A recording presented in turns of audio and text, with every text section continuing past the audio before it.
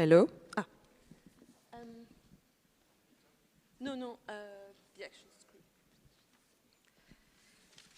Right. Hello, everyone. Thank you all so much for coming here today to our presentation.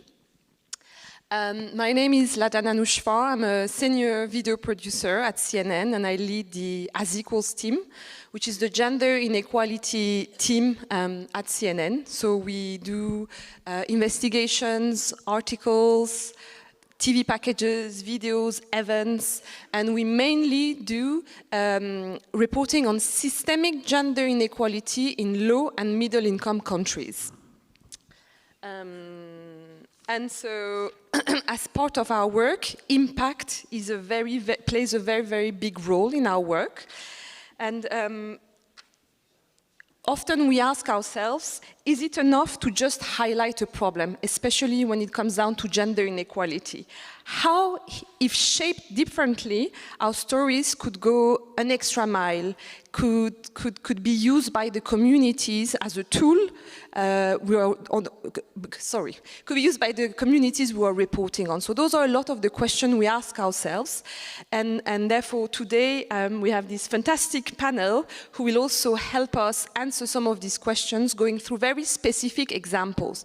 Unfortunately, today one of our panelists couldn't come because of some visa issues, so he will be joining us on Zoom. So I'm going to give a very quick introduction to everyone today here. So it's the morning, my brain is still trying to ingest the coffee and make sense, so apologies if I'm losing my words a little bit. So today we have Lam Thuy Vo, who is a journalist who marries data analysis with on-the-ground reporting. She's an investigative reporter at Documented, which is an independent, non-profit newsroom, and she teaches data journalism at the Great Newmark University in New York. Then we have Misbah Khan, who is a health and environment reporter working at the Bureau of Investigative Journalism. Her work focuses on antimicrobial resistance, and she will talk more about that in a second. Then we have Carlotta Dotto, who is our team's visual editor, and her work uses digital tools to do in-depth investigations. So one of the main questions we often ask is, what can be achieved with public service journalism? And what are the ways journalists prepare, shape their work to do storytelling around that? How can people use creative ways to think outside of the box and go that extra mile? What happens when you publish a story? How can you extend the shelf life of that story so that it is a real tool for the communities, as I said earlier?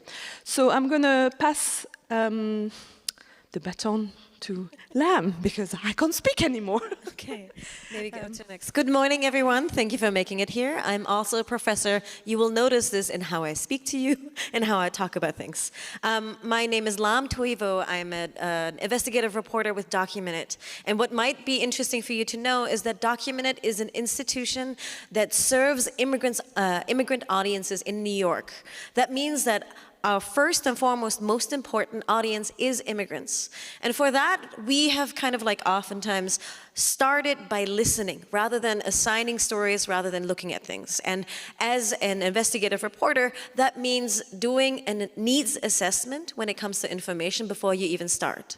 In the background here, you see one of the ways in which we assess those information needs to find a better way of understanding how a community might need to intake information in this moment in time. A community like the Vietnamese in the US, which was my main community to look at, that doesn't necessarily speak English but still needs to navigate a life in the US. We started by asking and doing a lot of focus groups with Vietnamese elders in the US to better understand where they got the information from. And in the background you see, this is, no, go back. In the background you see, this is actually a YouTube archive of one of the Vietnamese community members who gave us her entire view history of the past, I think it was 5 years. And this gave us an understanding of what she was watching on the main platform where she was getting most of her information. You can see that news makes a very substantial amount of the YouTube consumption that she had. And here we are going to define news very, very broadly, because what we saw, and that comes to the next one, is that on these platforms, oh, I think your computer went to sleep. Here you go. On these platforms, women like these, her name on YouTube is Sonia Olala, which is neither Vietnamese nor a normal name, but she has become one of the biggest news influencers in the US within Vietnamese communities. We found her by doing this needs assessment. We found her by looking at the YouTube history of this woman, and this woman is someone who translates far-right content from English websites into Vietnamese and then presents them to the elders. And what's really important here to think about is that a lot of misinformation and disinformation that I cover in my stories shows that mis and disinformation is not necessarily false information, fake facts. It is actually, imagine it like a little fact wrapped in a lot of opinion that feels like very emotionally provocative. And what's also important is that for these folks, the Vietnamese, this woman speaks their language, but also speaks their culture. She would address everyone in the audience as hello, ông chú, bà, cô. All of these are Vietnamese names for my auntie, my uncle, my sister, my brother. And these are very culturally contextual things that we don't understand until we actually look at the content that people are looking at, right? I think we've done a lot of misinformation reporting in the English language realm, but this was the first way for me to understand how culturally specific a lot of misinformation has become, how niche a lot of misinformation has become, and how it takes advantages of the specific traumata that a lot of diaspora communities, from migrants to immigrants, to people who basically don't speak the language of the new home that they're in, are subjected to. Next one. What we also found was that in many ways, there are a lot of investigations that we saw, a lot of topics that we saw that were around health. So this is a scam that is run on YouTube where this is actually a Vietnamese pop star who has become a trusted figure in the US, and a lot of people in Vietnam and other places saw an opportunity to take those commercials and then sell people fake supplements or false supplements that gave them rashes and so on, and to market those aggressively on platforms that help you micro-target communities that are just as specific as Vietnamese people on YouTube who live in the US, right? We now have these incredible platforms, this powerful machine that can actually micro-target particular communities in a way that A, sells them products, but also B, sells them a lot of different ideologies. Next one. What we also wanted to do, and this maybe comes to your point, is misinformation reporting for many years, and I was part of that slightly problematic circle, focused on figuring out the problem. Here's how hate spreads online, here's how misinformation spreads online, here's how all the bad things happen in your life. And we tell this to audiences, and then we don't go back to them and are like, here's how you find good information, or here is a model in your community doing good work. And this woman is one of my favorite profiles that I've written. She is a Vietnamese grandmother who, in the US, after retiring as a software engineer, started translating mainstream news organizations to the Vietnamese audience because she saw so many of the Vietnamese ingest very far-right propaganda. And so this woman is particularly interesting because her profile kind of like had a lot more impact than even the investigations that we did. The Vietnamese community resonated with this, but it also gave an English language community and audience a new passageway into understanding what does it look like to actually work on the solution. And then to take that one step further, yes, thank you. One of the things that we then found is that it is really helpful to do service journalism in tandem with your investigations. When you pull up and showcase a problem and you're saying, this small community of immigrants only speaks this one language and thus only heavily relies on problematic news sources online, then you also want to give people in that same community different tools to help themselves, to empower themselves, right? And so what we did at Documented was we wrote a few guides for people like me who are second-generation immigrants, but also for immigrants trying to navigate social media at this point. And what's really interesting is that the the lessons that we learned in the Vietnamese community are applicable to many other immigrant communities. I could probably look at you, Misbah, who lives in London and has Pakistani roots. I bet you an uncle and an aunt at some point has spread some misinformation on WhatsApp, right? These lessons are applicable to almost every immigrant group across the world. And what's really great is that we've been able to do this work in English, in Spanish, and then to the next one. We started taking this on the road as well. We started making flyers and tip sheets in different languages. We have now distributed, I think, about 6,000 flyers in the Boston area and the New York Public Library System in Vietnamese, English, Spanish, Chinese, Bengali, Khmer, and there was one more language that I can't think of, but all of these different communities have voiced the same need in their own immigrant communities. And this work is also work that we've done in workshops across the country, and now one is happening in London, so if you want to go there on May, you can do that. But we've started finding a lot of people in the diaspora communities who wanted to take the lessons from our reporting and teach it. And so we developed a workshop, and we brought it across the country. I think we've done 55 workshops in the Vietnamese community, I know, in places like Seattle, Los Angeles, Houston, Philadelphia, and Boston. And I think to really think about it is, to really think about the cycle, and this is how I'll wrap up, is really think about who your journalism is for. Think about how you can do a needs assessment of the kinds of stories that they need to be told about them.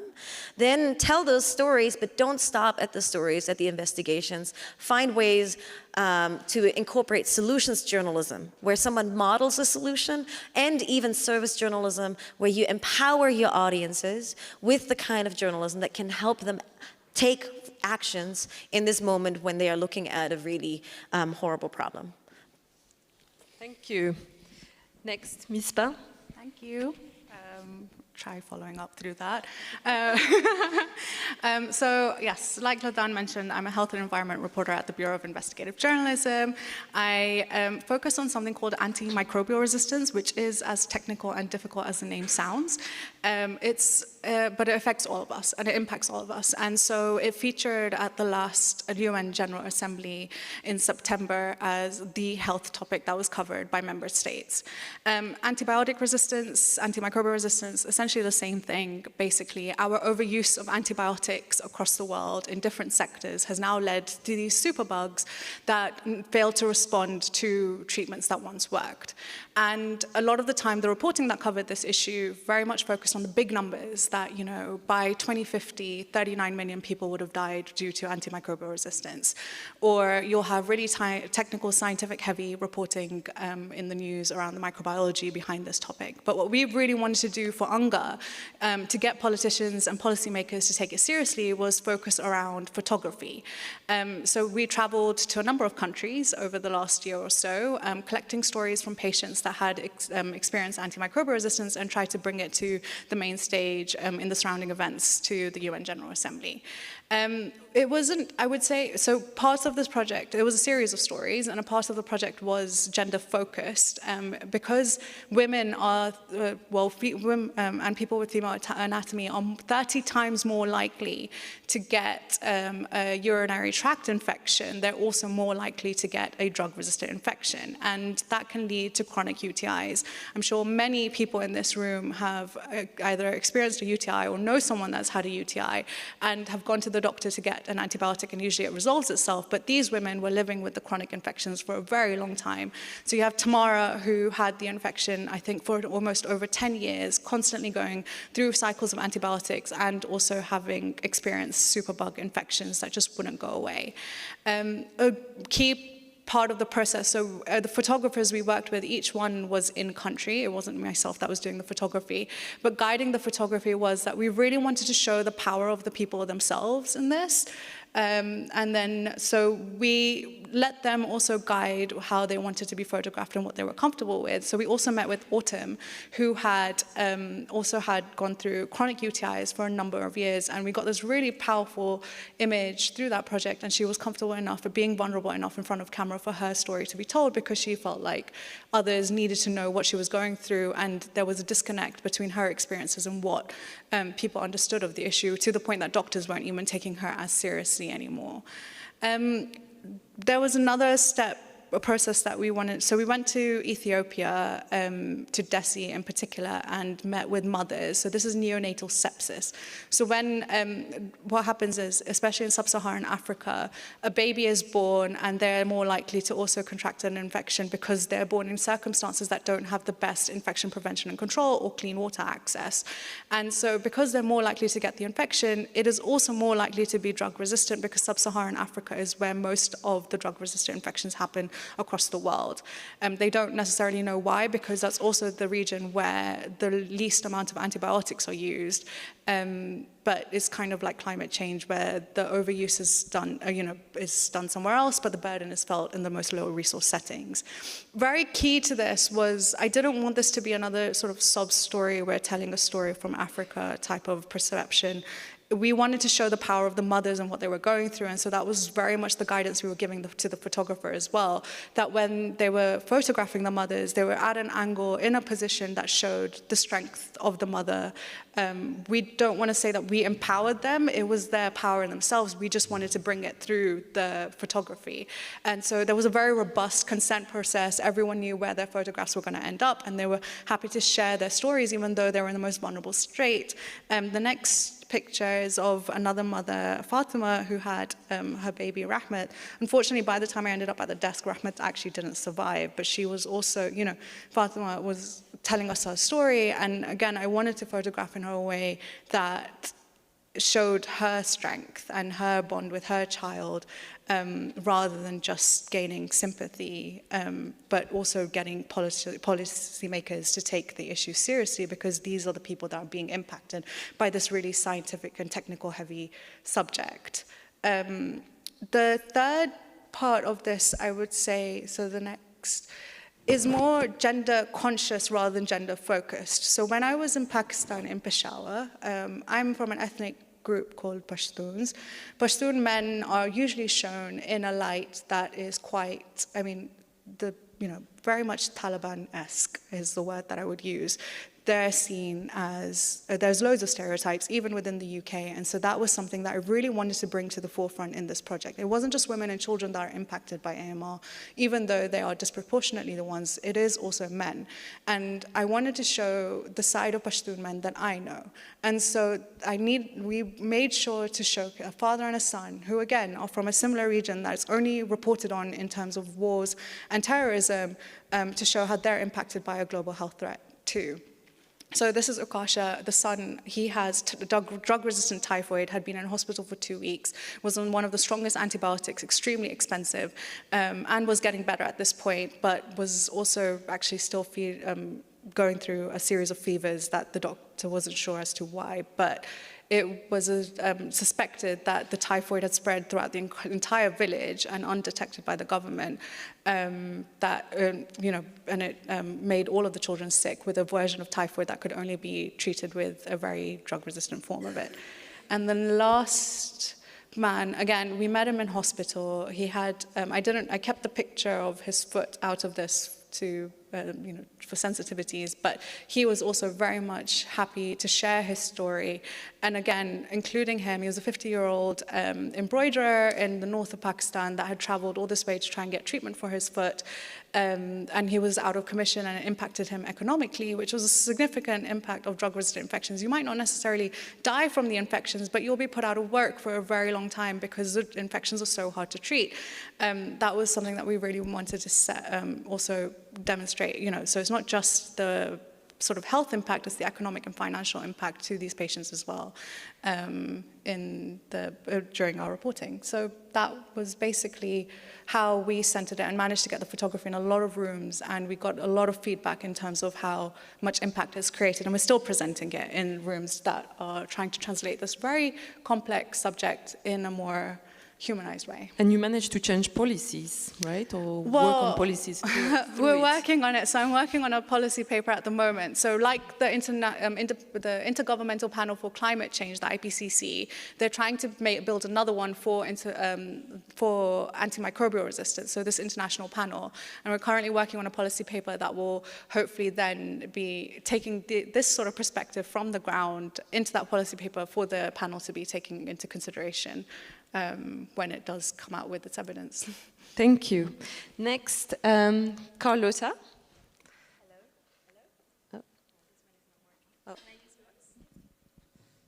Hello. Okay. Hi, everyone. Thank you for being here. As Ladan mentioned, I'm a visual editor at As Equals, which means that basically like I lead on all the data-led and visual interactive projects. And today I really wanted to talk about this very long project that we worked on about young girls' safety online on digital platforms and technologies. And this is part of our ongoing series called System Errors, which is about investigating how gender inequalities manifest itself online. So basically the idea was to look at the issue of young girls and the digital threats they face online, especially on social media. But why did we want to report on this story? Because we often, or sometimes hear about like women dangers and the internet, but we rarely hear that directly from girls, especially minors and tweens. And we wanted to do that in a way that hadn't been done before. So we didn't want to go through the experts and academics in the usual way, but we wanted to hear it directly through the voices and the perspectives of the girls that were impacted by this. So we wanted to hear from them what kind of threats they were exposed to, what kind of dangers they found online, but mostly and essentially what their dreams and hopes were for a better and a safer digital space. So we spent quite a lot of time brainstorming and thinking, how do we access to all these girls? How do we make our work accessible for them? And how do we provide a service that can empower and educate girls in a way that is going to be a useful service for them? And also we wanted to do that in collecting qualitative and quantitative data on a large scale. So we wanted to do that in as many countries as possible in the Global South, because As Equals focuses in the Global South. And we wanted to go into different contexts within those countries as well, with different level of internet access, digital literacy, etc.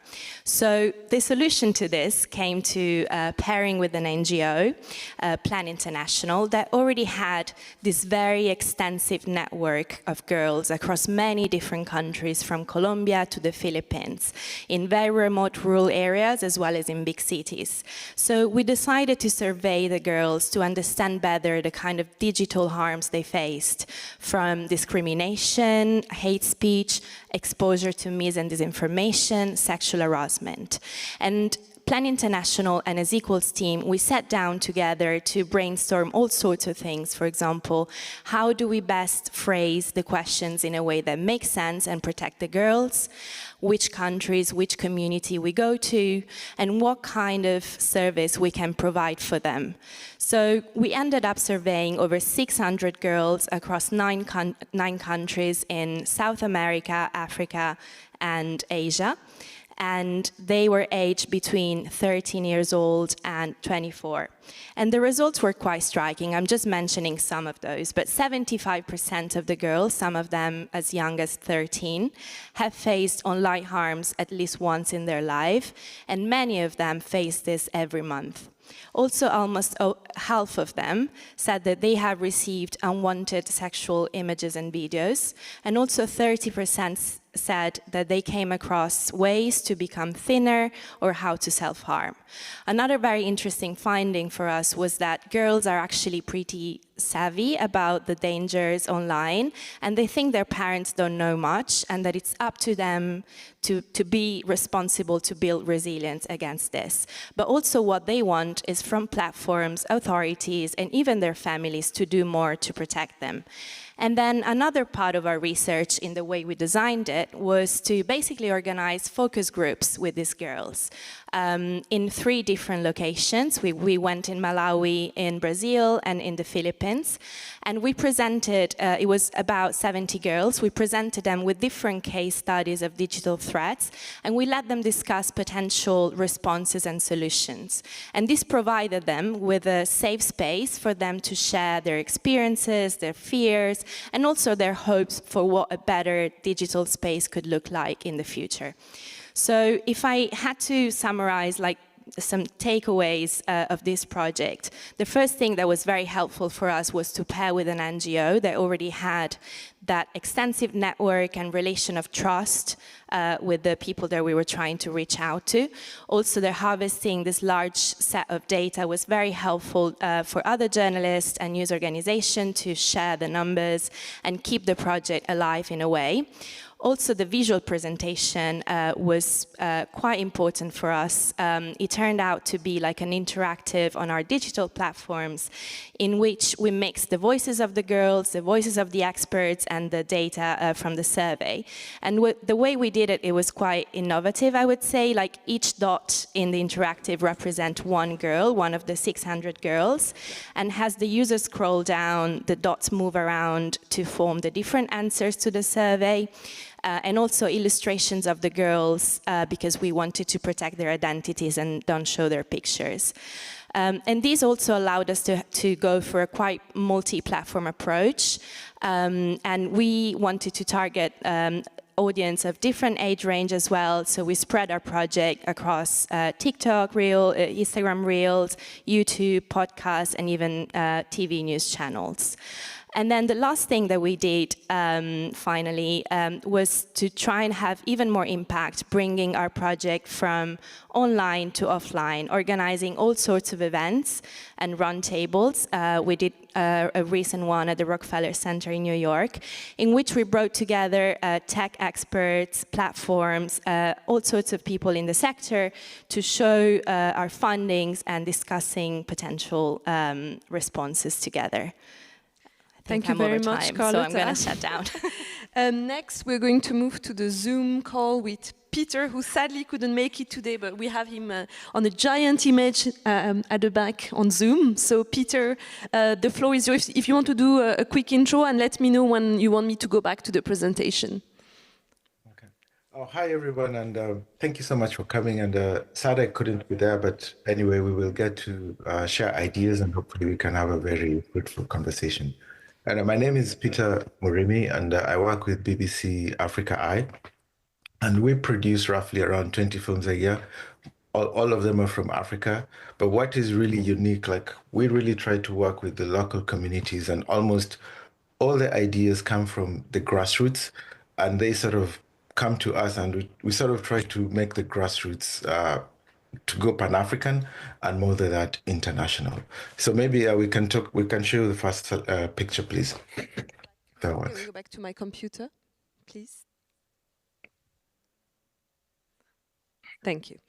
Yeah. So and what I would like to say, like first to begin with, is almost all our journalists that we work with are local and Africans and from the communities, and the ideas we get are from there.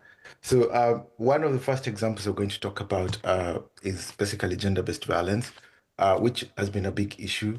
But what we tried to be a bit innovative. Please go to the next picture. We wanted to basically tell it from the point of view of men. And what was really interesting, we got Tomodula, who is one of the presenters we work with. And there's these groups of men, especially all over Kenyan small towns. Either if you don't have a job or in the evening you've just come from work, they normally meet in a group and talk about several issues. It could be politics, it could be what's going on in the communities. But in this particular instance, he went there and basically asked them about gender-based violence. And what was interesting was most of them openly talked about how they hit their wives, how it's a patriarchal society, how they have to show that they're head of the family. But what was really important was, in a sense, to get them to speak openly about their point of views about GBV. But at the same time, in the same film, please go to the next slide, Tom went and talked to a lady who had experienced gender-based violence. And this lady, plus this son who was 5 years old, was so scared of any man. And as soon as Tom walked into the compound, the small kid ran away. And it was a very emotional scene. And in a sense, very raw. And it also affected Tom very deeply, which I can show you in the next slide, please. But what was interesting when we did the film, and this is why when you talk about impact, sometimes if the tone is right, the community can take ownership of the film and actually spread it by themselves, have several community screenings. And what happened in this film, like once it was done, those small groupings of men were talking about what they were saying, like really insensitive feelings, and like, oh my God, we didn't know how painful this was and the impact it was having on women. So, in a sense, after this film was done, it became a topic in those groups all around the country. Like all those men were talking about it. But now, in the context of they had seen the consequences of what it was having on the women, and they were having their own impromptu screenings. It's like if you haven't watched it, next week we'll come and we'll put up a screening. So, in a sense, what we learned from this is sometimes, especially if the story is local and if the community gets it and the issue is very raw for them, the impact can be huge in the community. But besides that, also in the rest of the world and the continent, actually, really were talking about it because of how honest people were speaking in this film. And because of that, the rest of the world related to it. Please, you can go to the next slide. Um, and the other thing, and this goes about the tone, like this is a film, it was about trafficking of disabled kids. But how the idea got to us, it was mothers were really complaining to us. And these are mothers from Tanzania, that their kids, they're being tricked that they're going to be helped in an orphanage in Kenya. But when they get to Kenya, they're being forced to beg in the streets. So we decided to look into this issue, and it took us 7 months to basically infiltrate a trafficking ring of people who were duping very vulnerable poor mothers who are really struggling to take care of the disabled kids and saying, I have an option for you. I can make a life better for your child. But as soon as they get to Kenya and most likely Nairobi, the phones are switched off. The mothers struggle to really get in touch with their kids. And because of poverty, they don't have the resources to endlessly keep looking for their child. But we managed to infiltrate a small trafficking ring and actually be able to document how they were being exploited, how all the money that they're getting from the streets was being taken by their masters. But because the investigation was so comprehensive and there was a big uproar from the public were like, something must be done about this. So the government felt obliged to act. And because of the pressure that the people put on the authorities, they arrested the perpetrators based on the film that we had done. And then after that, there was a court proceeding which we cooperated with the authorities, and we went to court. I testified in court in this case, and our film was part of the evidence, which it was also refreshing in a sense because we had the defense lawyers scrutinize the film almost every frame, and it still stood up. But because of that, this guy called Zengo was convicted for 30 years. And that is something, it's not like our intention when you're making the film that it's going to end up in court. But because the public resonates with the film and with the issue, and they say like something must be done, it pushes the authorities to say we must do something. And they come and approach us like, we've arrested the perpetrators that you had highlighted in the film. Could you cooperate with us? Which we happily did. So, and this has happened twice. Like the next slide, please. This is another idea, and it's just going back, and I'll repeat it again, but it's really important. Like, the story and the idea came from the grassroots. Like, there was a lot of homeless mothers who were complaining that their kids were missing. And some women who were giving birth in a public hospital were saying something wrong is going on. I don't think my kid died. And I, they were switched to, might have been my kid was switched and was shown a cops. So we investigated for I think 1.5 years. And this guy, Fred, he was a community social worker in the hospital and he was selling babies. And he, in the investigation, sold a baby to us. I encourage all of you to go watch it. It's called Baby Stealers. But still, this investigation, all the whistleblowers were women on the grassroots who were working with us. And some of them were victims of the trafficking that happened to them, or they knew someone close to them who had lost a child. But because of the level of people working in the grassroots, our access was mind-blowing. We could infiltrate, basically like this Fred. He thought he was meeting a genuine customer who's buying a child, but it was a volunteer who worked with us as journalists to expose Fred Laparan.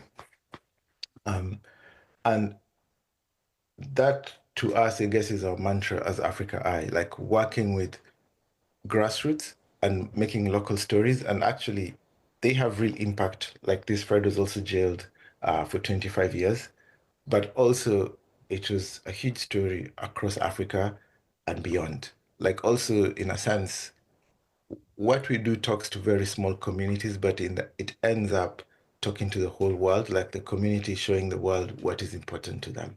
And that is sort of our mantra going forward. And I guess that's my core message. Like, impact, if it's local, it's important. First of all, the local community will carry the story. They will have multiple screenings, they'll share the films, they will force actions by themselves, but also it will make the authorities do something and also teach the world something about the communities. That's it from me. Thank you very much, Peter. I think there is so many ways impact can happen, from the reporting being used as a piece of evidence, as Peter has just shown us, to ways journalists can go deeper inside the communities and understand what are the real issues that need to be addressed. Like in some of the work you have been showing, Lam, or how the work you do using photography in a completely different, creative way can actually be able to start conversations, lead to policy papers being written, to ways of collaborating with an NGO in order to survey a larger sway of the community we're reporting on. So I think I do have a lot of questions I could ask, but since we only have 10 minutes left, maybe I will open the floor to more questions, and I can already see some hands being raised.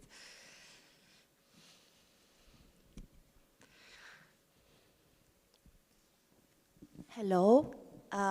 Compliments to all of you for the work being done. I had a question about the CNN investigation. What was the effect that was taking place after you published it? Because it was very good told, but we didn't see, what happened after that. Thanks. Is this working? Okay. Yeah, so the immediate effect of the publication of it was very well received on the different platforms that we tried to spread the project on. As I said, like, we really tried to differentiate the platforms and the way to reach out to the different sectors of the public, because the very first community that we wanted to have an impact on was, of course, the girls that we were reporting on, and I think that was part of the process even before the publication of the actual project, when we actually spent time with them and organized these focus groups and providing them with the resources and the information. So that was already a very important part of the impact for us and for the NGO that we were collaborating on. And then Another quite important part was the physical events that we did. So we collaborated, for example, with the technology gender-based violence representatives and from with policymakers from the former U.S. government. There was the assistant to the president of the Gender Policy Council there. So we had all these kind of discussions that were facilitated by us. And in which we presented our findings and we discussed with platforms in ways they could implement like actual physical changes in the way the platform, their system works. Yeah, but that's still ongoing, of course. Hi, my name is Ladan Anoushfar, and I'm co-director of the Institute for Journalism and Social Change. So I'm super interested in this question of impact. My question is for Peter. You said, for example, with some of the investigations that resulted in long imprisonments, that wasn't your goal when you were creating the films and documentaries. What was your goal in terms of impact when you were creating those films and documentaries? So, especially those investigations, when we did them, actually, we were not thinking about the impact. We were just thinking like, this is something that is not covered. It's really important that we bring attention to it. And we wanted just to have enough public attention that something would happen. But those two films become lessons for us. And we've seen how sometimes if you get the tone right and you can get the public behind it, it can take its own life. And if it goes to court, and then that's a really good thing.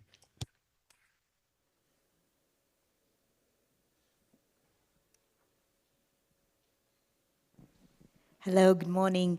My name is Vera and I work at the European Journalism Center. And I have a question for Carlotta because you mentioned right from the start you worked with an NGO. And from where we work, we see that a lot of newsrooms are very reluctant of working with NGOs to kind of separate very well, you know, what is fact-driven and what is the agenda of NGOs. Of course, we know for impact purposes, there is a connection there to be explored. So if you could talk a little bit more about that and how you make sure at CNN is equals to keep the water separated, let's say. Yeah, definitely. Thank you for the question. I think as S equals, we have a quite special place within CNN in a way that we have quite like an independent and autonomous way in the way we structure our stories. And for this one, we really spent a long time. We also have the privilege to have time to really think about how we want to design our storytelling and gathering approach. And for this one, we had this like ongoing long conversation with Plan International to really understand whether our focus and goals were aligned in the way that we wanted the story to go. And we really had to make sure, as you said ahead, that like our interests were sort of aligned in a way that we wanted to report on the story. So that was like all sort of defined ahead, and there were loads of different conversations among different teams, like the legal standards team, so that we had to make sure that our visions were aligned. And I think the key for this one is like we really worked closely with the data gathering team at the Plan International and our team very closely, as in like on a weekly basis. We sat down together and we structured the work together. We decided where to go, what kind of questions to ask. So it was a collaboration in its nature, I'd say. And actually, to add to that, they published their own reports on their own platforms, and we published our own report on our platform. So the collaboration happened in the data gathering, but everyone did their own independent writing of it.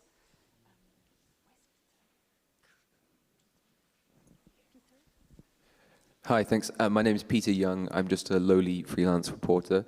But thanks, yeah, it's a really amazing work that you've been doing. I'm particularly more recently interested in kind of non-extractive and collaborative reporting. And I'd just be interested if you have any kind of pointers or frameworks that you've been working towards when it comes to collaborating with communities. I know, Lam, you mentioned going through the process of well, I guess an ongoing process with the communities and working with them. I think, Misbah, you said as well, with the photography focus, making sure it was framed through their own vision. But I wonder if you have any sort of kind of, rules or a framework that you follow for kind of best practice.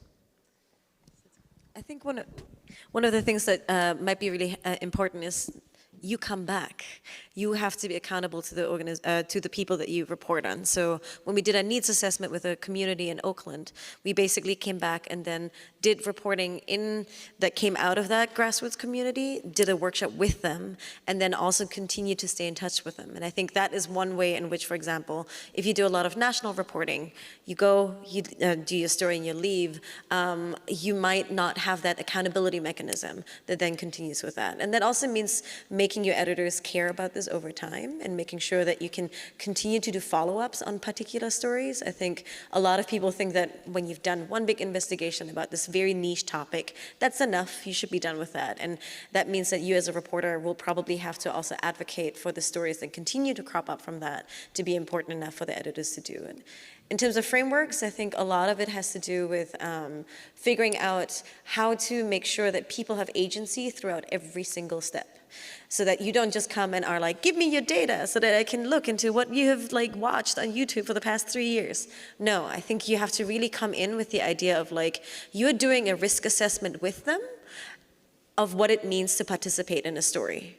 And you don't just turn away from that. That means you look into, hey, you're about to give me this data. Here are the 5 privacy implications. Here's what I'm going to do to secure your data. And by the way, here are the ways in which you can talk to me on background, on off the record or on the record. These are the 3 ways in which this contract works. So a lot of it actually has to do with being very explanatory and very proactively protective of the sources and understanding that you are there to protect them as much as you are there to get their story out and to give agency in that contract. Yeah. And I would like to add to this.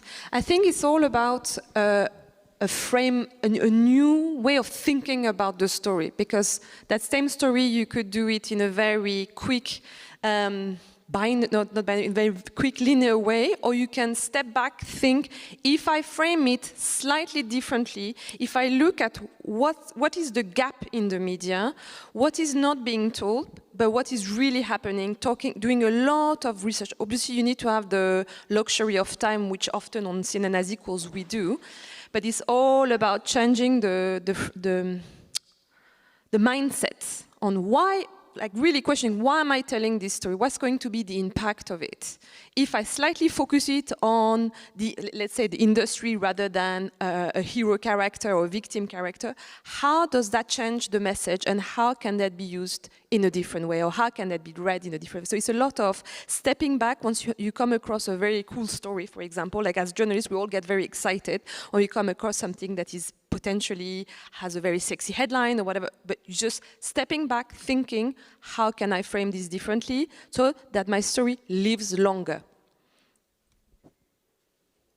Yeah, I mean, I would agree with all of that, but then also add, journalism in its nature is extractive, right? Like, I don't know if, I still don't believe that we didn't get to a point that it wasn't not extractive, and I had that hesitancy before I even started this project, especially because photography is so, like, you know, it's so exposing and you're showing people in the most vulnerable moment. And that's where a robust consent process that went an extra level beyond just signing a paper and making sure that the women or the men or everybody that was included knew exactly what the purpose of the photography was and where it was going to end up. And I think that also motivated us to drive harder on the impact side of things to actually try and create that change rather than just showing people's stories on a main stage, and also remembering throughout the process that we're just conduits. It's not really my story, it's their story. We're just the means by which this story is being told.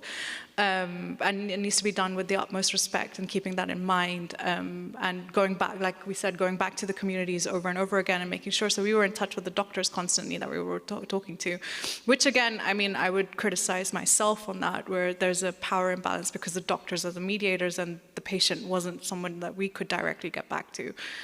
So there are definitely holes, and it's an ongoing process that we need to continue improving, but It's just being very, very conscious whilst reporting.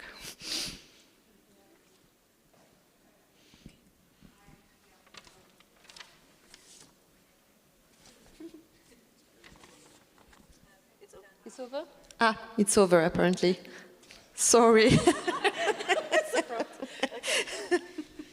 We have to end it here. Well, thank you so much for listening in. Thanks to our panelists and yeah.